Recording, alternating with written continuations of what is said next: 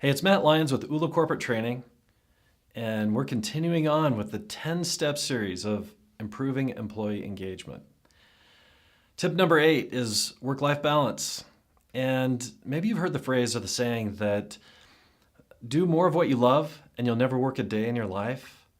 Although it's inspiring and yes, is partially true, the reality is those long days with no downtime is eventually going to start to take its toll on our relationships, on our fun, on our families, and it's just going to work against us. And so we're going to talk about a couple of things. And in a recent survey, we found out that most of us are working 50 plus hours a week. Some of us are even working 60 hours a week. And tell me that doesn't lead to things like stress and insomnia and mood swings. So how do we get this work-life balance? I'm going to give you a couple of tips that have helped me and a few people that I talk to. And we're going to start to work through this a little bit. So here's a thought. One of the things that helped me the most was a morning routine. I had to develop a morning routine because I am not a morning person. Trust me, those of you that know me, know I struggle in the mornings like no other.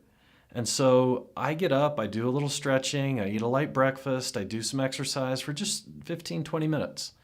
And then I sit down for about 15, 20 minutes and plan out my day. I start to look at those things that are important, that are critical, that I achieve. And not just in work, but also in my personal life.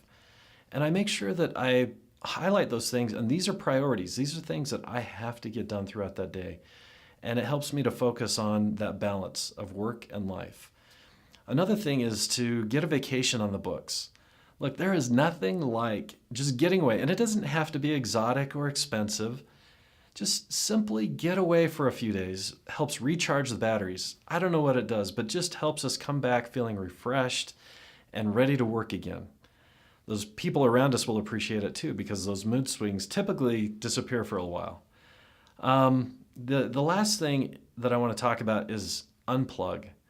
Technology has made it so that we're accessible 24/7. And look, that isn't all that a bad thing. But when you're at your kid's soccer game or you're out to dinner with family or friends and you're on your phone trying to get caught up on emails, that's not helping with this work-life balance concept. And then we wonder, where did the time go? Be present when you're out with those activities with your family and friends. Celebrate holidays. Take advantage of that time when you're at a birthday party or it's a holiday. We're always pushing up against those deadlines to try and get done with work so that we can go home and be with the family during the holidays. But once we're there, enjoy that time. Take that time and celebrate. Those are just a few tips. We're always going to find that we can never get everything done. There's always going to be something more with not enough time to get it done. And so make sure you take that time to care for yourself, to care for your family, and start to work through as you realize that when you're gauging your productivity, that when there's a drop in one area of your life, that you're committed enough and disciplined enough to make that correction and start to balance that out again. I hope these tips have helped. I'd love to hear from you on how you achieve work-life balance. Follow us on LinkedIn. Check out our website, ulacorporatetraining.com. And until next time, I hope you'll go out and do something nice for somebody else.